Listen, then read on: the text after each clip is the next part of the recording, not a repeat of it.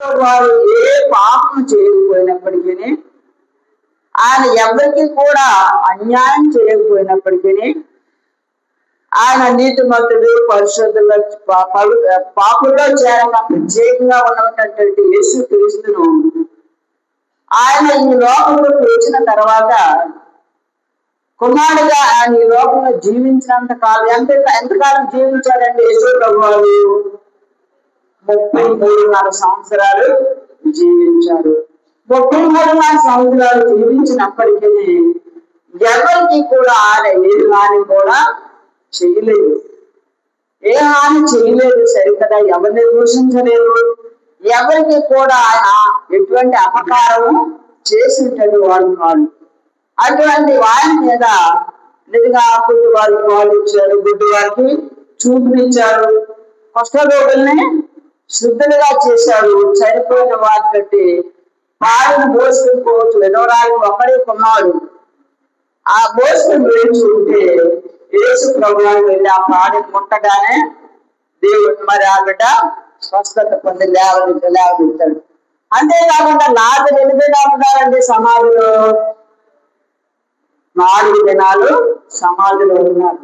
4 దినాలు సమాధిలో ఉన్నటువంటి లాజరు దగ్గరికి ఆయన ఆలస్యంగా వెళ్ళినప్పటికీ తిరిగి లాజరు బయటకు రమ్మని పిలవగానే ఆయన లేచి వచ్చినటువంటి పరిస్థితి. మాట చెప్తుంది, అయ్యా 4 దినాలు అయిపోయింది ఆయన చనిపోయి, తనకు వాసన పడతాడు కాబట్టి తిరిగి ఆయన దగ్గరికి వెళ్తే భయంకర చెడువాసన వస్తాడని చెప్పి ఆయన చెప్తున్నప్పటికీ మాటతో ఒకే మాట చెప్పాడు. ఏమని చెప్పాడండి?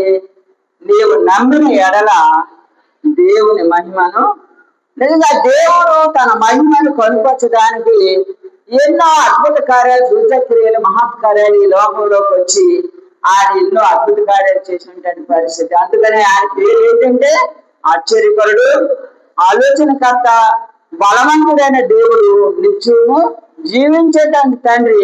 అంతేకాకుండా నీ ప్రార్థనకు నా ప్రార్థనకు, నీ కష్టానికి నా కష్టానికి ప్రతి ఒక్కరికి కూడా ప్రార్థన చేసినప్పుడు సమాధానము ఇచ్చే శక్తిమంతుడు ఆయన పేరు.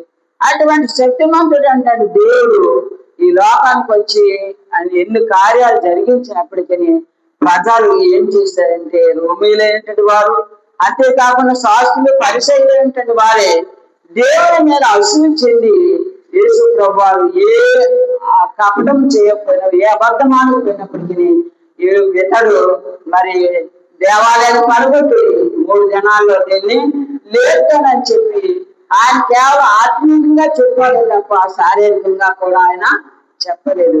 కనుక ఆయన ఏ నేరమో చెప్పకపోయినప్పటికీ ఎన్నో నేరాలు మరి యేసు ప్రభువారి మీద మోపినటువంటి పరిస్థితి. అన్నీ చేసినప్పటికీ యేసు ప్రభువారు నోరు తెరవలేదంటండి. ఇలా కలుగుతాడు చూడండి, ఆ మాట ఉంటది.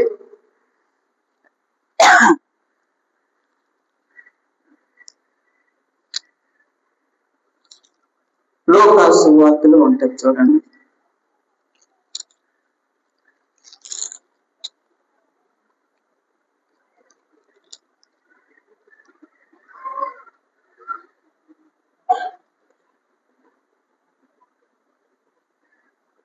లోకాసు సువార్త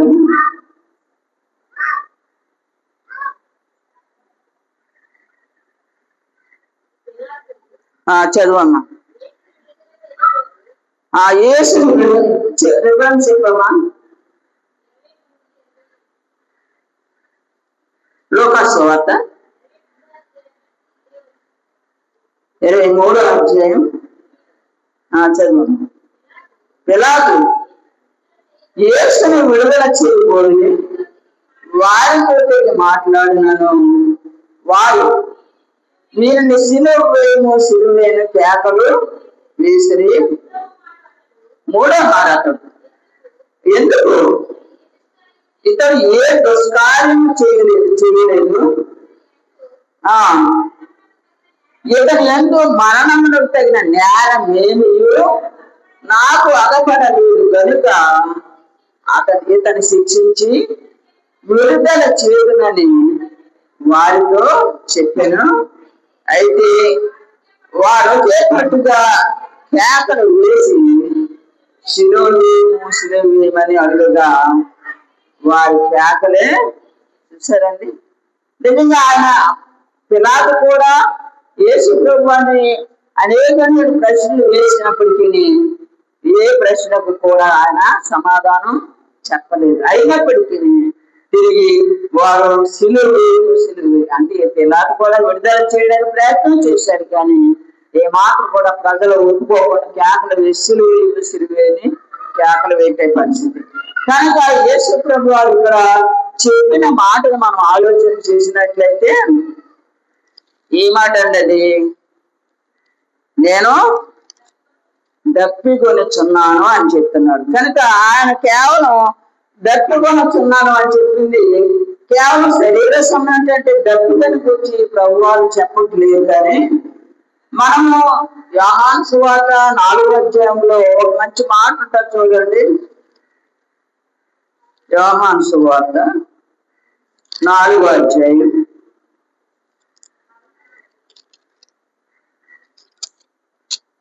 చదవండి అమ్మ. నేను ఇచ్చిన నీళ్లు త్రాగువాడు అమ్మా చదువు. అందుకు యేసు, ఈ నీళ్లు తాగుపెట్టువాడు మరలా దప్పుడును, నేను ఇచ్చిన నీళ్లు త్రాగువాడు మరలప్పుడు దప్పుకొనడు. నేను వానికి ఇచ్చు నీళ్లు నిత్య జీవనపై వానిలో ఊరడి నీటి పుక్కగా ఉండాలని ఆమెతో చెప్పాను. ఆ స్త్రీ ఆయనను చూచి, అయ్యా, నేను దప్పుకొనుకున్నట్లను నేను ఇంత దూరం రాకున్నట్లను ఆ నీళ్లు నాకు దయచేయమని అడుగుదా. యేసు, నీవు వెళ్ళి నీ పెళ్ళిళ్ళు తెచ్చుకొని ఇక్కడికి రమ్మని ఆమెతో చెప్పింది. ఆ స్త్రీ, నాకు పెళ్ళిళ్ళు లేడనగా యేసు ఆమెతో, నీకు పెళ్ళిళ్ళు లేడని నీవు చెప్పిన మాట సరి. నీకు 5 పెళ్ళిళ్ళు ఉండేవి, ఇప్పుడు ఉన్నవాడు నీ పెళ్ళిళ్ళు కాలేదు, సత్యమే చెప్పేవారని. అప్పుడు ఆ స్త్రీ, అయ్యా, నీవు ప్రవక్తవని గ్రహించుతున్నాను. మా పిల్లలు ఈ పర్వతం మంది ఆరాధించరు, కానీ ఆరాధింపవలసిన స్థలము ఈ చిత్రంలో ఉన్నదని మీరు చెప్పుదురని ఆయన తనగా ఏ సానుభూతులను, అమ్మా, ఒక కాలం వచ్చినది, ఆ కాలమందు ఈ పర్వతం మీదనైనను యెరూషలేములోనైనా మీరు తండ్రిని ఆరాధింపరు. నా మాట నమ్ము. మీరు మీకు తెలియదాన్ని ఆరాధించేవారు, మేము మాకు తెలిసిన దాన్ని ఆరాధించేవారు. రక్షణ గురువులోనే కలుగుతున్నది. అయితే చూడండి, ఇక్కడ మంచి మాట. అయితే యథార్థముగా ఆరాధించేవారు ఆత్మతోనూ సత్యముతోనూ తండ్రిని ఆరాధించు కాలము వచ్చుతున్నది, అది ఇప్పుడు వచ్చే ఉన్నది. తను ఆరాధించు వారు అట్టివారు కావాలని తండ్రి కోరుచున్నారు. చూసారండి ఎంత మంచి మాట. ఇక్కడ సమరయ స్త్రీతో దేవుడు మాట్లాడుతున్న సత్యం అని జ్ఞాపకం చేసుకోవాల్సిన వారిని. నువ్వు ఇచ్చే నీళ్లు మరలా దక్కుకున్నాను, కానీ నేను ఇచ్చే నీళ్లు ఏమవుతాయండి, ఆ వానిలో ఊరిడి నీటి పొక్కగా అది ఎప్పుడు కూడా ఏమాత్రంగా ఎండుకొని పరిస్థితి. కనుక తిరిగి నేను ఇచ్చే నీళ్ళు నువ్వు త్రాగితే నువ్వు ఇప్పుడు కూడా దప్పుకొనవని చెప్పి మరి అక్కడ సమరేశ్వరితో దేవుడు మాట్లాడుతున్నాడు. కనుక అంతేకాకుండా ఆ నీళ్ళు నాకు ఇమ్మని ఆమె అడిగితే ప్రభు అని చెప్పింది ఏంటంటే, నేను ఇవ్వటం కాదు, కానీ నువ్వు వెళ్ళి ఎవరు తీసుకురామన్నాడండి, నీ పెనిమిటిని తీసుకురా, నీ పెనిమిటి తీసుకొస్తే నేను ఇస్తానంటే నాకు పెనిమిటి లేడని చెప్పింది. కానీ ప్రభు ఏమన్నారంటే, పెనిమిటి లేడని చెప్పడం సత్యమే చెప్పావు, కానీ నీకు ఎంతమంది పెనిమిట్లు ఉన్నారని చెప్తున్నారండి? 5 పెనిమిట్లు ఉన్నారంట. 5 పెనిమిట్లు అంటే నిజంగా తానులోనే ఆ యొక్క పాపం దాచిపెట్టుకుంది. ఎందుకంటే కాళ్ళతో చేసినట్టు పాపం అది పెనిమిటే, చేతులతో చేసినట్టు పాపం అది పెనిమిటే, అంతేకాదు నోరుతో పలికినట్టు మాటలు అది పెనిమిటే కదండి. కనుక అది మనసులో ఆలోచన చేసి మన ఇష్టం వచ్చినట్లే జీవించటం అది పాపమే. కనుక ప్రభువారు తన యొక్క హృదయ ఆలోచనలు ఎరిగినటువంటి వాడు కనుక తిరిగి నేనిచ్చే నీళ్ళు నువ్వు ఇచ్చే నీళ్ళు వల్ల కాదామంటారు, కానీ తిరిగి నేనిచ్చే నీళ్ళైతే నీలో తిరుగుతే ఎప్పుడు కూడా ఊరి నీటి బహుగా ఉంటుందని చెప్పి తిరిగి దేవుడితో సంభాషించి నేను నిజంగా మా పిల్లలు ఈ పర్వతం మీద ఆరాధించారు కాబట్టి నిజమే, నేను ఆరాధించవలసిన స్థలం యెరూషలేము ఉన్నదని నాకు తెలుసు. కానీ ప్రభువా చెప్పేది ఏంటంటే ఆయన ఆరాధించేవారు ఆత్మతోనూ సత్యంతో ఏ మాటలు కూడా లోసం పరిస్థితులు నిలబడి చేయకుండా ఆత్మతో సత్యంతో ఎవరైతే దేవుని ఆరాధిస్తారో అట్టి వారే దేవుని కుమార్తెలు ఏంటంటే సత్యాన్ని ఇక్కడ ప్రభువారు మరి సమరయ స్త్రీతో మాట్లాడిన పరిస్థితి మనం చూస్తా ఉన్నాం. ఎప్పుడైతే దేవుడు సమరయ స్త్రీతో మాట్లాడి ఉన్నాడో ఆమె అక్కడ కొండను విడిచిపెట్టి ఊళ్ళోకి వెళ్ళి దేవుని అక్కడ తన ఊరు గ్రామంలో ఉన్న ప్రజలందరూ కూడా ఇదిగో నాలో ఉన్నటువంటి పాపాలన్నీ బయలుపరిచినటువంటి వాడిని నేను చూపిస్తాను వెళ్ళని చెప్పి తిరిగి తన గ్రామంలో ఉన్నటువంటి ప్రజలందరినీ కూడా మరి యొక్క సుఖాలంటే బావి దగ్గరికి నడిపించి యాకోబు బావి దగ్గరికి నడిపించినటువంటి పరిస్థితి మనం 4వ అధ్యాయం అక్కడ చదివినట్లయితే ఆ భాగాలు మనకు కనిపిస్తూ ఉంటాం. చూడండి, అక్కడ మంచి మాట ఉంటుంది 4వ అధ్యాయంలోనే 39వ వచనం చూడండి. నేను చేసినవన్నీ నాతో చెప్పిన సాక్ష్యం ఇచ్చిన ఆ స్త్రీ యొక్క మాటను బట్టి ఆ ఊరిలోని సమరయులు అనేకులు చూశారండి. ఎప్పుడైతే తనలో పాపం అంతటిని కూడా ప్రభువారు బయలుపరిచినారో అక్కడ కొండను విడిచిపెట్టింది, తన పాపం కొండను విడిచిపెట్టింది, దానిలో అంటే అవిధేయులన్నీ విడిచిపెట్టింది. తిరిగి నేను చాలా పరిశుద్ధురాలు అనుకున్నాను, కానీ అప్పటి వరకు తగ్గించినట్టు యాకోబు కంటే నువ్వు గొప్పవాడు ప్రశ్నించిన పరిస్థితిలో ఉన్నటువంటి ఆమె ఎప్పుడైతే ప్రభువారు తనలో ఉన్న అవిధేయులన్నీ బయలుపరిచినాడు వెంటనే వెళ్ళింది, తన పాపపు కొండను విడిచిపెట్టింది, ఊళ్ళోకి వెళ్ళి ఇదిగో నా పాపాలన్నీ బయలుపరిచినట్టు వాడిని నేను చూపిస్తాను రండి అని చెప్పి తన సమరయలో ఉన్నటువంటి గ్రామంలో ఉన్నటువంటి ప్రజలందరికీ దేవుని యొక్క మాటల్ని అందించడం పరిస్థితి. ఎప్పుడైతే అందించిందో ఇక్కడ అంటున్నారు ఇదిగో నేను చేసినవన్నీ నాతో చెప్పిన వాడిని చూపిస్తాను రండి అని చెప్పి వాళ్ళందరినీ కూడా మరి సమరయలో ఉన్నటువంటి ప్రజలందరినీ కూడా బావి దగ్గర నడిపించినప్పుడు యేసు ప్రభువారు నిజంగా దేవుని మాటలు వారికి వినిపించినప్పుడు వారందరూ కూడా సమరయలో ఉన్న ప్రజలందరూ కూడా మారు మనసు పొంది దేవుని మీద విశ్వాసం ఉంచుకునే వారుగా ఉన్నారు. నిజంగా నేను దప్పికొడుతున్నానని ప్రభువారు ఎందుకు చెప్తున్నారంటే శరీర సమాన దప్పికల గురించి కాదు, కానీ ఆయన ఆత్మల భారం కలిగి ఆయన మరి కుమారుడిగా మనకు వచ్చి శిలువలో చేసిన త్యాగాన్ని మనం జ్ఞాపకం చేసుకోవాల్సిన వారం అనుకున్నాం. కనుక నిజంగా యేసు ప్రభువారు ఆయన కుమారుడి లోకానికి రావడమే కాకుండా ఎన్నో అద్భుత కార్యాలు మహత్కార్యాలు సూచక్రియలు జరిగించినటువంటి దేవుణ్ణి నిజంగా వారు ఈ భూమి మీద లేకుండా చేయడానికి ఎన్ని ప్రయత్నాలు చేసినటువంటి వారు ఉన్నారు. ఎన్ని ప్రయత్నాలు చేసిన ఆయన మరణించడమే కాకుండా ఆయన తిరిగి ఎన్ని దినాల తర్వాత లేచారండి? 3 దినాల తర్వాత ఆయన ముందుగానే మరి తన శిష్యులు ఏంటంటే వారికి చెప్పినటువంటి పరిస్థితి మనం చూస్తూ ఉంటాం. ముందుగానే వారికి తన శిష్యులు బయలుపరిచి తిరిగి ఆయన మరి నేను దప్పికొడుతున్నాను అనగా నేను అందుకే మంచి శిష్యులు మరి ఏంటి వాళ్ళు భోజనం పొందడానికి వెళ్ళి తిరిగి వచ్చినప్పుడు ప్రభువారు వాళ్ళతో ఒక మాట చెప్తాడు చూడండి. అదే 4వ అధ్యాయంలోనే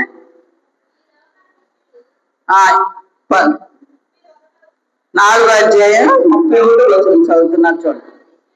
అలాగా శిష్యుడు భోజనం చేయమని ఆయన వేడుకొన్నది. అందుకు ఆయన భుజించుటప్పుడు మీకు తెలియని ఆహారము నాకు ఉన్నదని వారితో చెప్పగా శిష్యుడు ఆయన వదిలించుటకు ఎవరైనా ఏమైనా తెచ్చిందేమో అని ఒకరితో ఒకడు చెప్పుకున్నది. యేసు వాడిని చూసి, చూడండి ఎంత మంచి మాట, నన్ను పంపిన వాణి చిత్తము నెరవేర్చుటయు ఆయన పని తుదము తెచ్చుటయు. ఎంత మంచి వాళ్ళు చెప్తున్నారు చూసారండి. శిష్యులు ఏంటంటే వాళ్ళు మీకు తెలియని ఆహారం నాకు ఉండదని శిష్యులతో ప్రభువు చెప్తూ ఉంటే, ఈ లోగా మనం భోజనం కొనడానికి వెళ్ళే లోగా ఎవరైనా ఆహారం తెచ్చి పెట్టారేమని చెప్పి వాళ్ళు శారీరకంగా ఆలోచన చేసే వాళ్ళు ఉన్నారు. కానీ మీకు తెలియని ఆహారం నాకు ఉన్నదని చెప్పి ప్రభువారు ఏం చెప్తున్నారంటే, నన్ను పంపిన యేసు వాడిని చూసి నన్ను పంపిన వారి చిత్తము నెరవేర్చుతాయి, ఆయన పని తొడమచుంచుతాయి. నాకు నా తండ్రి నన్ను పని మీద ఈ భూమి మీదకి పంపించి అన్నారు కనుక నా తండ్రి ఏ పని మీద నన్ను భూమి మీద పంపించి అన్నారో నేను ఆ పని చేయటానికి వచ్చి ఉన్నాను. కనుక ఆ పని చేయటమే నాకు ఆహారం మానేయమని చెప్పి ప్రభువారి శిష్యులతో చెప్పినటువంటి పరిస్థితి మనం చూస్తా ఉన్నాం.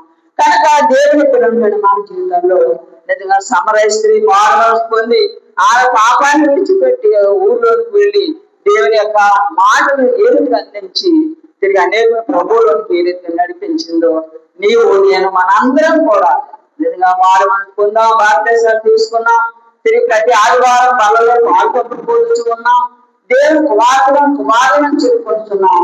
మనము మన చుట్టూ ఉన్నటువంటి ప్రజల మధ్య ఎంతవరకు సాక్ష్యంగా జీవిస్తున్నాం, ఎంతమందిని ప్రభు దగ్గరికి నడిపించినటువంటి వారుగా ఉన్నామో ఈ యొక్క మధ్యాహ్న సమయంలో ప్రతి ఒక్కరు కూడా జ్ఞాపకం చేసుకోవాల్సినటువంటి బాధ్యత మన అందరి మీద ఉన్నది. యోహాను సువార్తలోనే ఒక మంచి మాట యేసు ప్రభు వారు తన తండ్రితో చెప్తారు. చూడండి, యోహాను సువార్త 17వ అధ్యాయం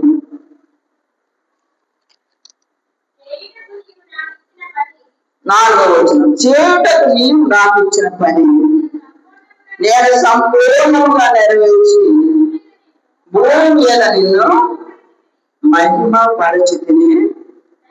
తండ్రి, లోకం పుట్టక మునుపు నీ యొక్క నాకు ఏ మహిమ ఉండదో ఆ మహిమతో నన్ను ఇప్పుడు నీ యొక్క మహిమ పరచును. లోకము నుండి నీవు నాకు అనుగ్రహించిన మనుషులకు నీ నామమును ప్రత్యక్ష పరిచితిని. వారు నీ వారై ఉండిరి, నీవు వారిని నాకు అనుగ్రహించుతివి. నీ వాక్యము వారు నీ వాక్యము గైకొని అన్నారు. నిజంగా ఇక్కడ తండ్రితో ప్రభు ఏంటంటే యేసుక్రీస్తు వారు చెప్తున్నటువంటి మాట ఏంటంటే, చేయుటకు నీవు నాకు ఇచ్చిన పని ఏం చేశాను అంటున్నాడండి. నీవు నాకు పని అప్పగించావు, నేను సంపూర్ణంగా నెరవేర్చి భూమి మీద ఎవరిని మహిమపరిచాడంటండి. తన తండ్రి పంపించినటువంటి పని మీద వచ్చాడు కనుక తండ్రికే మహిమ తెచ్చాడే తప్ప తనకు తానుగా ఏమాత్రం కూడా నేను కాబట్టి చేశాను, నేను కాబట్టి నేను కష్టాలు పడ్డాను, లేకపోతే నేను కాబట్టి నేను ఇంత చిత్రహింసలు చేశాను, నీ కొరకు నేను ఎంతో శ్రమలు అనుభవించాను, ప్రాణం పెట్టాను, అంతేకాకుండా సుదూరమైన సౌకర్యం లేకోకుండా నీవు పంపించిన పనిని బట్టి నేను ఈ లోకంలో చాలా చిత్రహింస చేయబడ్డానని చెప్పి తండ్రితో చెప్పుకోవటం లేదు. కానీ ఇదిగో నువ్వు ఒక పని నాకు అప్పగించావు కనుక ఆ పని నేను అసంపూర్ణంగా చేయలేదు, నేను సంపూర్ణంగా చేసి భూమి మీద నాకు నేను చూపించుకోలేదు కానీ మీకు మాత్రమే నేను మహిమ తెచ్చిన వారంగా ఉన్నానని చెప్పి మరి యేసు ప్రభువు కుమారుడు లోకానికి వచ్చి తన తండ్రి దేవుడితో చెప్పుకున్నట్లుగా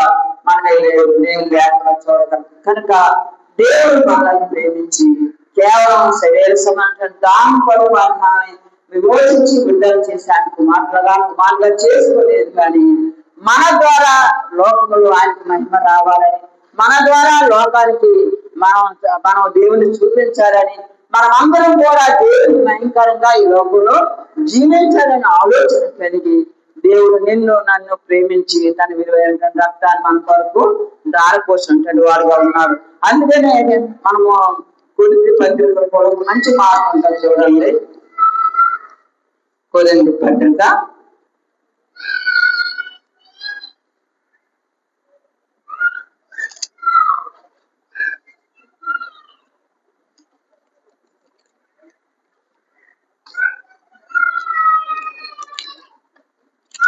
11వ అధ్యాయంలో ఉంటుందని చూడండి.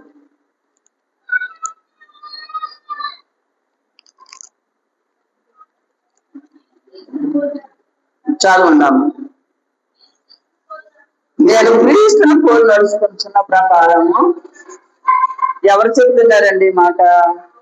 అపోస్తలుడైన పౌలు చెప్తున్నాడు. ఎందుకంటే అపోస్తలుడైన పౌలు రక్షించబడిన తర్వాత, మారు మనసు పొందిన తర్వాత ఒకప్పుడు చిత్రహింసలు చేసి ఉంటాడు వారు ఉన్నారు కదా దేవుని ప్రజల్ని. కానీ ఎప్పుడైతే మారు మనసు పొందాడో, తన పాపాన్ని విడిచిపెట్టాడో, అప్పటి నుండి కూడా అతడు దేవుడు గొప్ప సాక్షిగా బ్రతకడానికి జీవితాన్ని అప్పగించుకున్నాడు. అందుకని ఏమంటాడు? నేను క్రీస్తుని పోలి నడుచుకుంటున్న ప్రకారం మీరు నన్ను పోలి నడుచుకోవాల్సి ఉంటుంది అవసరత. మరి కొరింథీలో ఉన్నటువంటి సంఘాన్ని మరి పౌలు హెచ్చరిక చేస్తున్నాడు. కాబట్టి ఈ మధ్యాహ్నంలో దేవుని పిల్లలను యెరూషలేములో నివసిస్తున్నటువంటి దేవుని బిడ్డలు మన అందరం కూడా దేవుడు మనల్ని హెచ్చరిక చేస్తున్నాడు. పౌలు ఏ రీతికైతే క్రీస్తుని పోలి నడుచుకున్నానంటే నిజంగా ఎన్నో శ్రమలు పౌలు గారు కూడా అనుభవించారా లేదండి? చాలా శ్రమలు అనుభవించినాడు. కనుక ఎన్ని శ్రమలు అనుభవించినప్పటికీ నేను క్రీస్తుని పోలి నడుచుకుంటున్నాను, మీరు నన్ను పోలి నడుచుకునడానికి పౌలు కొరింథీ సంఘాన్ని హెచ్చరిక చేస్తున్నాడు. కనుక అంతేకాకుండా ఒక మంచి మాట చెప్తాడు చూడండి. 14వ అధ్యాయం మొదటి చూడండి. ప్రేమ కలిగినకు ప్రయాసపడని చూడండి, ఆత్మ సంబంధమైన వరములను ఆసక్తులు అపేక్షించి విశేషంగా మీరు ప్రవచన వరము. చూసారండి, నిజంగా ప్రేమ విషయంలో ఏమాత్రం కూడా మీరు వెనకంజి వేయద్దు. ప్రేమ కలిగి ఉండదు, ప్రయాసపడాలి. ప్రేమ కలిగి ఉండడానికి ప్రతి ఒక్కరు కూడా ప్రయాసపడాలి. ఆత్మ సంబంధ వరములను ఆసక్తితో అపేక్షించమన్నాడు. కాబట్టి ఆత్మ సంబంధ వరాలు కలిగి దేవుడు వారి సామర్థ్యం కొలితే దేవుడు ఆ తలాంతులు ఇస్తే ఇచ్చినటువంటి తలాంతులు వారు సంపాదించారు. కనుకనే 5 తీసుకున్నవాడు మరి 5 సంపాదించాడు, 2 తీసుకున్నవాడు మరి 2 సంపాదించాడు. వాడు తీసుకున్న వాడి వల్ల ఏ మాత్రం కూడా మనము ఉండకూడదండి. ఎందుకంటే అందుకనే 5 తీసుకున్న వాడిని ఎన్ని అంటున్నాడంటే బలా నమ్మకమైన మంచి దాసుడా అని పిలుస్తున్నాడు. కనుక దేవుడి ఏంటంటే మనము దేవుని సందులో నిజంగా తండ్రితో ఏ రీతిగా ఇవ్వదు నాకు పని అప్పగించావు, ఆ పని నేను సంపూర్ణంగా చేశానని ఏమాత్రం కూడా భయపడకుండా తండ్రితో ఏ రీతిగా చెప్తున్నారు. దేవుడికి ఏంటంటే మనం కూడా దేవుడు మనల్ని ప్రేమించి తన విలువ అందుకే పేతృపత్రికలు అంటాడు కదా, వెండి బంగారం అంటే క్షయవస్తువుల చేత నేను మిమ్మల్ని విమోచించలేదు, కానీ తన విలువ అమూల్యమైనటువంటి రక్తాన్ని దారపోసి నిన్ను నన్ను మన అందరిని కూడా ఆయన విమోచించుకున్నారు. కనుక మనం అందరూ కూడా దేవుడి కొరకు సాక్షిగా జీవించవలసి ఉంటుంది అవసరత మా మీద ఉన్నది. అందుకే సమరస్తుంది, నేను ఇచ్చే నీళ్ళైతే నువ్వు ఇచ్చే నీళ్ళైతే మరీ తప్పుకుంటాను, కానీ నేను ఇచ్చే నీళ్ళు ఏముంటాయంటే నీలో నుండి ఊరడి నీటి బుగ్గగా ఉంటాయి. దేవుని ద్వారా మేలు పొందుకుంటూ, దేవుని ద్వారా ఆశీర్వాదాలు పొందుకుంటూ, దేవుని ద్వారా కుటుంబాల్లో ఎన్నో ఆశీర్వాదాలు అనుభవిస్తుంటే నీవు నేను నేటి వరకు మనం క్షేమంగా ఉన్నామంటే అది దేవుని కృప. మనం బ్రతుకుతున్నాం, చెల్లిస్తున్నాం, మునిగి కలిగి ఉన్నామంటే అది దేవుని కృప. దేవుని కృప కాకపోతే మనం ఏమాత్రం కూడా ఈ లోకంలో ఈనాడు మనం మరి మంచి శుక్రవారం దేవుని వచ్చి దేవుని ఆరాధిస్తున్నాం, దేవుని స్థుతిస్తున్నాం అంటే దేవుని కృపేనండి. కాబట్టి ఆయన కృపను పొందుకుంటూ ఆయన ఆశీర్వాదాలు పొందుకుంటున్నా నీవు నేను దేవుని కొరకు సాక్షులంగా జీవించి అనేకుల్ని ప్రభువులోకి, అందుకనే ఆయన దగ్గర తీరాలంటే మనం అందరం కూడా ప్రభువులోనికి అనేకుల్ని నడిపించే బాధ్యత నీ మీద నా మీద మన అందరి మీద ఉన్నది. పౌలు రక్షించబడిన తర్వాత అక్కడ మౌనంగా ఉండలేదండి. ఎన్ని సంఘాలు స్థాపించారు పౌలు గారు. దేవుని కొరకు ఎన్నో దెబ్బలు పట్టాడు, ఎన్నో నిందల అవమానాలు ఎదుర్కొన్నాడు. ప్రభువారే అనుభవించారంటే పౌలు కూడా ఎన్నో నిందలు అవమానాలు అనుభవించారు. చచ్చిపోయాడని ఊరు వెలుపలు తీసుకుని ఊరు వెలుపలు పడేశారు. కనుక అయినప్పటికీ మరలా తిరిగి అతడు స్వస్థత పొంది మరలా తిరిగి మరి ఊళ్ళోకి వచ్చి దేవుని సువార్తను ప్రకటించుకుంటాడు వాడుగా ఉన్నాడు. అందుకే మంచి మాట తిమోతి పత్రికలు కూడా ఒక మంచి మాట చెప్తాడు చూడండి. తిమోతి పత్రిక 2వ తిమోతి పత్రిక 4వ అధ్యాయం పైన ఇంకొకటి ఉంటుంది చూడమ్మా. నేను ఇప్పుడే పానార్పణముగా 6వ వచనం, నేను ఇప్పుడే పానార్పణముగా పోయివచ్చున్నాను. నేను వెడలిపోయే కాలం సమీపమైనది. మంచి పోరాటము పోరాడితే నా పరుగు కలుగుతుంది చూడని విశ్వాసం కాపాడుకుంటుంది. ఇక మీదట నా కొరకు నీతి కిరీటము ఉంచబడి ఉన్నది.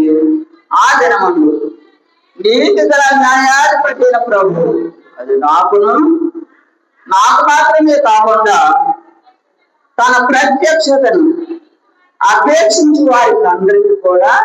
చూసారంటే ఎంత మంచి మాట పౌలు చెప్తున్నాడంటే, నేను ఇప్పుడు పానార్పణంగా పోయబడుతున్నాను. లేదన్నటువంటి సమానాలు ఏ మాత్రం కూడా లేదు. పానార్పణంగా పోయబడటం అంటే వాళ్ళు మిగుల్చుకుంటారండి, మిగుల్చుకోరు. పానార్పణం అంటే కొత్త పూర్తిగా అప్పగించుకోవడం. కనుక నిజంగా నేను పానార్పణం పోయబడుతున్నాను. గడలు పోరాటము సమీపమై ఉన్నది. మంచి పోరాటం నేను ధైర్యంగా పౌలు మరి దేవుని సన్నిధిలో చెప్తున్నాడు. ఎందుకంటే అక్కడ చేశాను కనుకనే నేను చేశానని చెప్పగలుగుతున్నాడు. కనుక నీవు నేను మనం చేయకోకుండా నేను ఆ పని చేశాను ఈ పని చేశాను, ఇంట్లో ఉన్నాను అన్ని చక్కబెట్టుకున్నాను, లేకపోతే నేను మంచి మంచి ఇల్లు కట్టుకున్నాను, నా ఇంత డబ్బు సంపాదించుకున్నానని కేవలం మనం దేవుడి దగ్గరికి ఏది చెప్పినా కూడా మన మాటలు ఏ బాధలు కూడా ఆయన విజయవాడు కాదు. ఇదిగో ప్రభువా ఈ ఆత్మను నీ సన్నిధికి తీసుకొని వచ్చాను, ఇంకో ఫలానావిని నీ సన్నిధి తీసుకొని వచ్చాను, ఫలానా అతను తీసుకొని వచ్చాను, ఫలానా అతని పట్ల వీరిగా మరి మీరు కార్యం జరిగించారు కనుక అతని సన్నిధికి నడిపించారని చెప్పి ధైర్యంగా నీవు నేను మనందరూ కూడా దేవుని సన్నిధిలో చెప్పగలిగే స్తోమత కలిగి ఉండవలసిన అవసరం మన మీద ఉన్నది. కనుక ఆయన దప్పుకి తీర్చాలంటే మనం ఈ లోకంలో ఎన్ని సంపాదించుకున్నప్పటికీ ఆయన దప్పుగా తీర్చలేము. కానీ ఆయన దప్పుకు తీరాలంటే నీవు నేను ఆత్మ కొరకు భారం కలిగి ప్రయాసపడమే కాకుండా ఒక్కొక్క ఆత్మనైనా పట్టుకుని దేవుని మందిరాన్ని దేవుడు ప్రేమించి విలువైన రక్తాన్ని దారి కోసం విమోచించి విడుదల చేసింది. ఎందుకంటే నిన్ను నన్ను లోకంలో ఎంతో మంది ఉన్నారు. జ్ఞానవంతులు ఏంటంటే, విద్యావంతులు ఏంటంటే, వారు గొప్ప గొప్ప పాండిత్యం ఏంటంటే వారు ఎంతో మంది ఉన్నారు. ఎందుకు పనికిరారు? నిన్ను నన్ను ఎందుకు ప్రత్యేకించుకున్నారంటే తిరిగి ఆయన పని చేయటానికి. ఆయన పని చేయడమే కాకుండా ఆత్మీయంగా అనేక ఆత్మను ప్రభు దగ్గర నడిపిస్తే ఆయన దాహమును మనం తీర్చుంటాడు వారు ఉంటాం. కనుక ఆ సత్యాన్ని మనం గ్రహించుకుని ఇదిగో నేను త్వరగా వస్తున్నాను, వారి పని బట్టి జీతం ఇస్తానని చెప్తున్నాను. కనుక ఇక్కడ పౌరు ధైర్యంగా నా కొరకు నీతికి రేటు ఉంచబడింది. నేను ఇప్పుడే పానాత్మకంగా పోయిపోయాను, నేను వెడలిపోయే కాలం సమీపమై ఉన్నది. కనుక తిరిగి మంచి పోరాడాడు, నా పరుగు తొడగొట్టిస్తాను, నా కొరకు నీతి గిరేయటం. అది ఆగే కాదు, తిరిగి పరుగు పొందులు పరిగెత్తి ఆత్మను సంపాదించిన ప్రతి ఒక్కరికి కూడా ఇక్కడ అదే తన ప్రత్యక్షతను అపేక్షించే వారికి అందరికి కూడా ఆయన అనుగ్రహించే దేవుడు. కాబట్టి అటువంటి నీతి కిరీటం నీవు నేను మనందరం పొందుకోవాలంటే దేవుని కొరకు సాక్ష్యంగా ముందుకు కొనసాగాల్సిన అవసరం మన అందరి మీద ఉన్నది. ఆ రీతిగా మన జీవితాలు కట్టుకుందాం. దేవుని దాహం తీర్చే వారుగా ఉన్నామా, లేక ఇంకా మన లోకసంఖ్య పరిస్థితుల్లోనే. మంచి మాట ఏంటంటే రోమా పత్రికలో ఒక మంచి మాట ఉంటుంది చూడండి.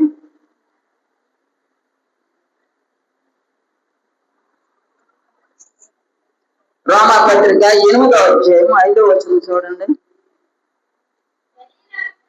శరీరానుసారులు శరీర విషయమైన మాంసములు, ఆత్మానుసారులు ఆత్మ విషయం మాంసములు.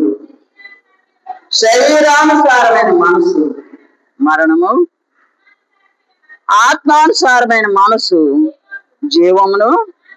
చూడండి ఎంత మంచి మాట అంటే ఇక్కడ శరీరానుసారుల గురించి, ఆత్మానుసారుల గురించి దేవుడు బయలుపరుస్తున్నాడు. కనుక దేవుడు నిన్ను నన్ను విమోచించుకున్నది, లోకంలో ప్రత్యేకించుకున్నది, లోకంలో ఉండి మనల్ని తన విలువైన రక్తంతో మనకు విడుదల చేసింది దేనికంటే తిరిగి మనమందరం కూడా ఆత్మానుసారులుగా జీవించవలసి ఉంటుంది బాధ్యత మన మీద ఉన్నది. శరీరానుసారం మనసు ఎక్కడికి తీసుకుని వెళ్తుందంటండి? మరణానికి తీసుకుని వెళ్తుందంట.